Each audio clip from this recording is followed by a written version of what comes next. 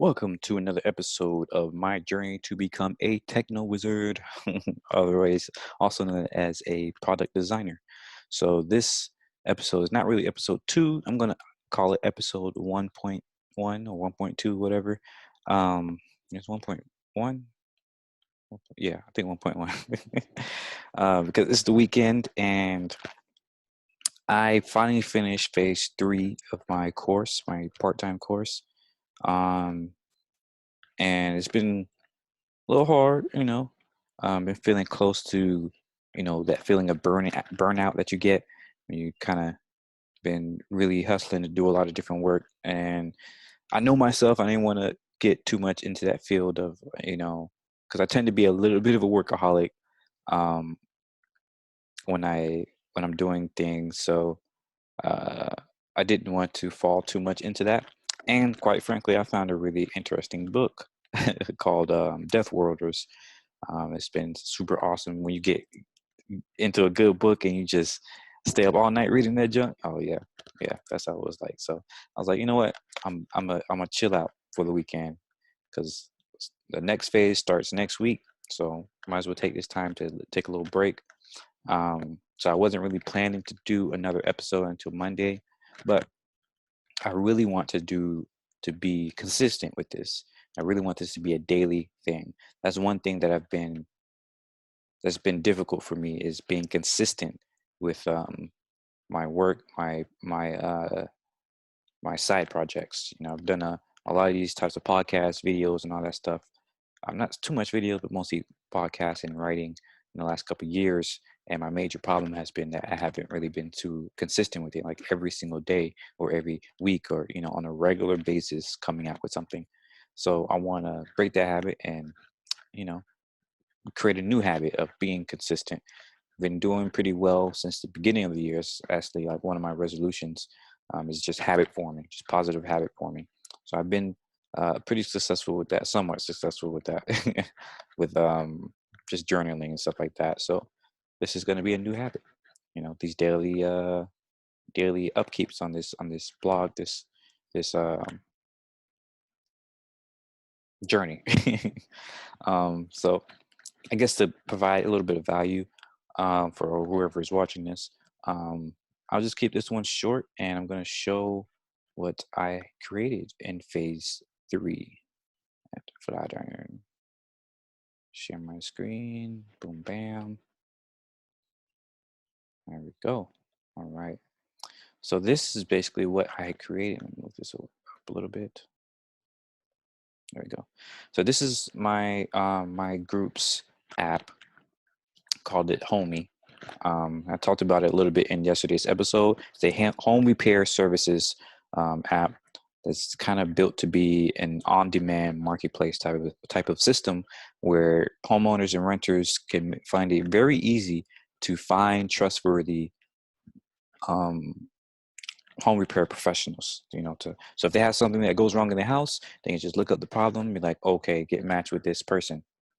So we did a lot of research in this past phase, and we kind of used a lot of those insights and design. We created design principles from those insights, and that led to this app.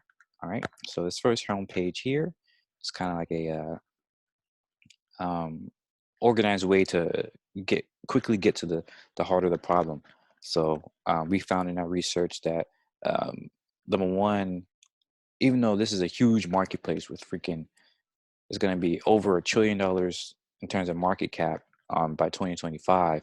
And even though there are like dozens of competitors in this field, the biggest competitors, which are Angie's List and Home Advisor, which is actually merged to become Angie's Home Services, they um, they only take up 5% of the marketplace, 5%. And we figured from a lot of our research and stuff like that, we figured it's because a lot of people are really used to just using friends or using people that they know or references. They don't often go on an app necessary to do it. For one, because when you having somebody in your home, you want to trust that person. They're around your kids, they're around your spouses, they're around your possessions and stuff like that. So people kind of have a very low tolerance um, for people that they can't really trust too much. So they're not very likely to just go find some random person online to get their job done.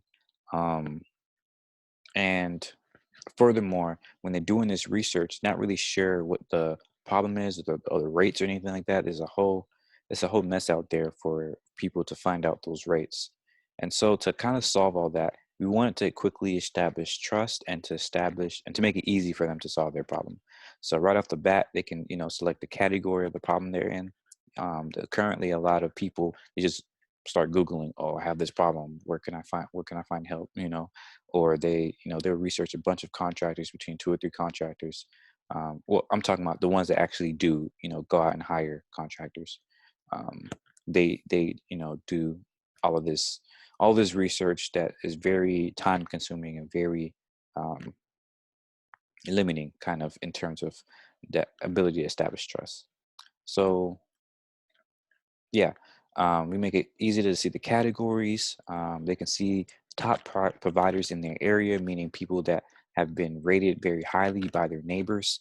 So already off the bat, they can see that these people aren't just like some random person like 100 miles away and in some other town. They're going to come, you know, to their town and raise the prices or whatever. No, right here they see is very transparent. That's a big design principle that we want to instill, um, is that the ability to see those providers, the ability to see, how many jobs they got done and the cost that they can be expecting.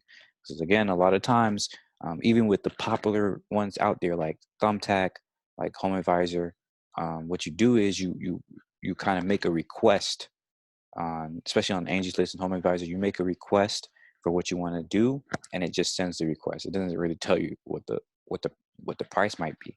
And so we wanted to kind of give estimations that they might be able to expect there. So yeah, they can start searching. So it's kind of like an auto search feature. So it gives them some suggestions, um, and they can like has like categories. So it makes it very easy to search.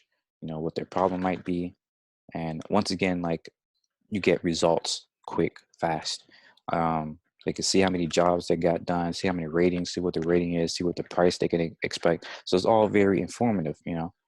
Um, when they do select a project, they can easily put in what the problem might be instead of having to type every single thing over and over again, sending a request. So each contractor, they can just put in the project details, the problem of the actual, like what their problem is basically, and this will be sent out, or the system will match them with the providers that can most likely solve these specific issues.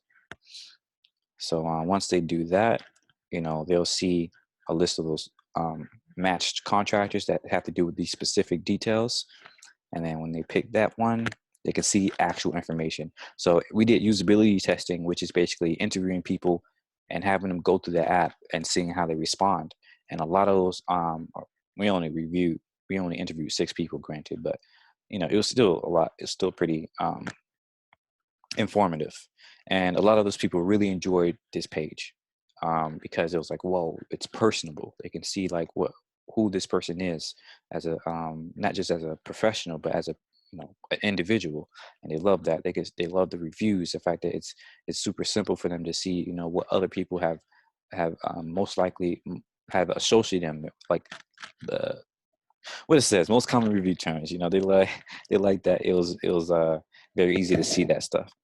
um, and then here you got your reviews. So again, very easy for them to go through these reviews. Very simple. Um, you can message them directly. They like that. It was awesome to have a quick messaging system. Then we have like a little offer system, so that when they're going back and forth with the contractor, they don't have to be like, oh, okay, so they don't have to like scrape through the entire conversation to figure out what happened. The contractor can simply create like a little offer, a little project summary for them, and that will make it easy for them to see, everything that they talked about. Kind of limitations of innovation over here. But yeah, They can go through the schedule. So this is something that we would have to iterate on, but just a simple way to schedule them. And what we found that was pretty interesting is that they, because this is the second iteration. The initial one, um, it had a different messaging here. So, and I had this page. I was like, try to give them a note that this you're requesting a date with that contractor, but they still have, the contractor themselves still have to look at this idea, or look at this project and say, okay, I can do it at this date, I can do it at that time, and I can do it at that price.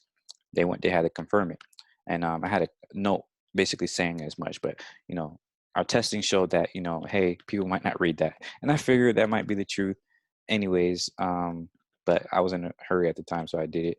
But this is a much kind of better way of doing that. And a modal kind of makes you stop and look at what this app is telling you, and hopefully that ends it, or that is more informative for them.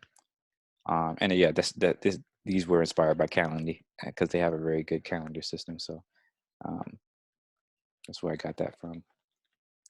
But yeah, again, it tells you again, what it is. So hopefully they really get the message. Um, And if we were to go on the project, we would, test that again to make sure it's something that is very, very usable. It's something that we'll pay attention to. It's something that's useful for them. This page has gone through iterations before as well. It was super dense with a lot of words going on. It's a little bit more streamlined now. Could probably still streamline it a lot more too, but again, we kind of had time limitations.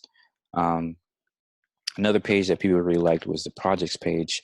They loved the fact that they can see everything going on in their home. Like, this is supposed to be for planned projects, for projects they have active right now, and for things that have been done already.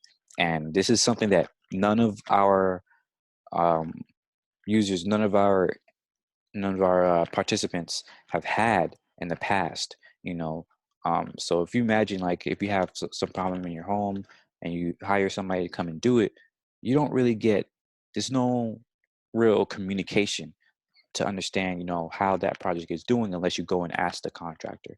So the fact that they can come here and see exactly what's going on in their home, they have multiple projects, or even if they have one project, they can see, their time, um, which is here. You can see, more about the project. You can see the cost estimates, and if something has changed about the price, it will tell you why it was changed, and they can call them right then and there. But hey, why did this change? People love that, you know. Um, so we saw this as a very big success, and if we were to make this into a real app, we would definitely iterate on this concept, make sure more of this is more streamlined, and a big part of the app. So just this alone, I think there's just these pages alone would really be super beneficial right now, because there's just nothing out there right now for this. Again, that's most of it. You have your searching kind of standard, but it's pretty interesting. Like, one of our group members was like, we can separate this messaging page so that you can have notifications, help, all your messaging in one area, rather than kind of spread out into different areas of the app. So that was pretty cool. And yeah, that's the app right there. So it took us about a month or so to go through entire 4 sprints. Probably like a month and a half, or is it 2 months? It's basically 2 months, about 2 weeks for each sprint. Each sprint was like the first one was research, and then it was synthesis, then it was the actual wireframing and prototyping. So technically, making this only took like a couple of days, and then after that was testing, and yeah. So it's been really cool to go through that process. And again, that Flatiron has an interesting kind of iterative process. So we learned most of these concepts before in the first and second phase, but this phase we did it almost all like, without much direction and stuff like that. It was just, do this. This is your deliverable. So that was interesting to do. Definitely looking forward to working with the actual client in the next phase next week, starting next week. So yeah, hope this is beneficial to you and just interesting. If you have any questions, feel free to comment. Because you're a YouTuber, right? Feel free to comment below. Give a like, please. Subscribe if you like. Oh, this is fun. But yeah, see ya.